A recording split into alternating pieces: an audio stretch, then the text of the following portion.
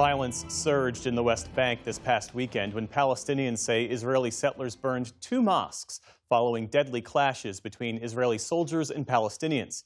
This week, a group of former Israeli military commanders accused Israeli settlers of increasing their attacks and footprint in the West Bank on land that Palestinians hope will be their future state.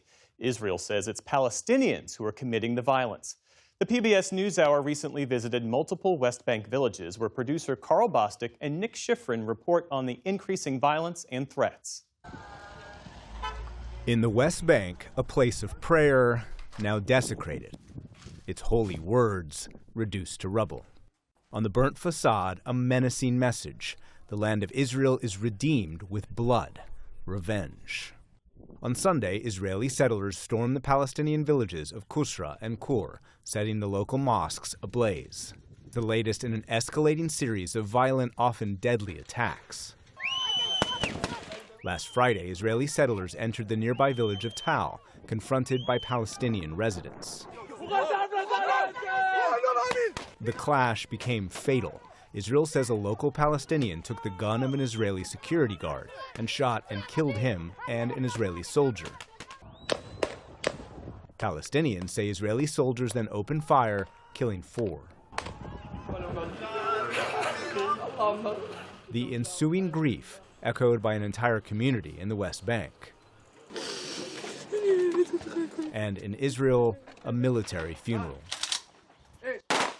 Israeli Prime Minister Benjamin Netanyahu vowed a crackdown, and since Friday, Israeli forces have raided at least 20 Palestinian towns and villages, demolished at least 3 homes that it called illegally built, and arrested over 130 Palestinians in what it called extensive counterterrorism operations.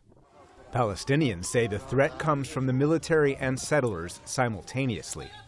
Last weekend, settlers set fire to Palestinian villages, residents rushing in fear from their flaming homes. Settler attacks are increasingly common in the West Bank. The UN says so far this year, settlers have launched at least 580 attacks. They are often hostile to locals and journalists. Our team recently visited the village of Ain Ub, where Palestinians had been forcibly displaced. On the day we visited, Palestinians brought the body of 69-year-old Bahia al-Tabal for burial. But the settlers wouldn't open the gate, so they carried her body underneath, humiliation even in death. Why are you here? And they might be wearing uniforms, but they're not soldiers. Settlers with army rifles tell another journalist they're not welcome. Everyone with the camera, tell them to come here right now. Are you paying attention to what's going on? And in the village of Al-Hadadiyah, they loom just a few hundred feet away as we conduct an interview. Mohammed Bani Odeh's family has lived here for decades. Settlers forced his neighbors to flee. They're one of the few families that stayed. They came and attacked them with guns and bullets. More than 20 settlers. They attacked their homes. They remained in fear and were forced to leave this area. While we spoke, settlers drove by. It was a kind of show of force, to make sure they knew they too had cameras. Odeh says those same settlers who live in the illegal outpost in the background assaulted his family.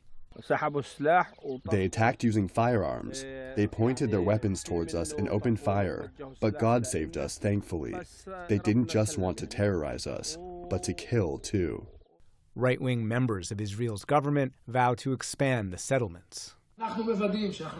We are making sure that the decisions we have made regarding the establishment of the new settlements will not remain on paper, but will become reality on the ground.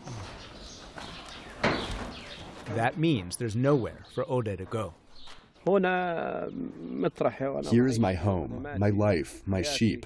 I can't leave it and go somewhere else. Where would I go? All of the West Bank is surrounded, whether cities, villages, or towns. There isn't a place without settlers surrounding us everywhere.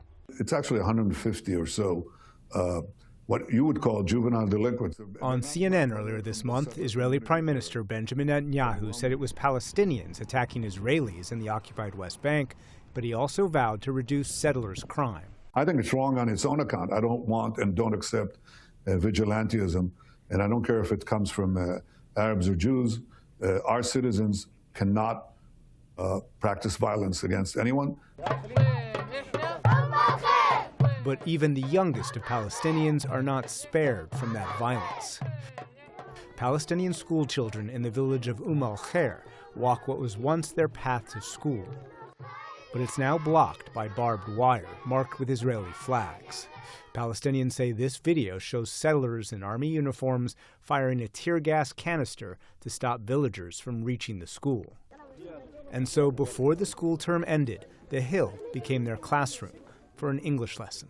I have been there for a week. Their audience, settlers with military rifles. The children demand open the road. They demand a better future. Masa al-Hathalin is 6.